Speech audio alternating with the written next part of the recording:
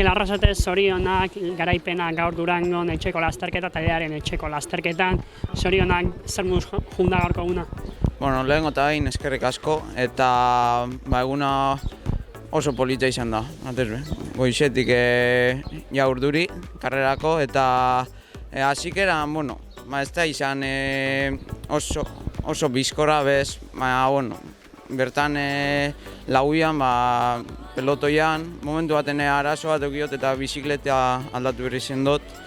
Ondo, eta gero igoerak hasi direnean, gogor pare bate atake bestia, ez da izer, eta atzan igoeran beti gora arte tope saiatu gara eta baldu. Goiuriako bigarren igoera gogor horretan erabaki da, bakarrik joan zara eta helmugoraino.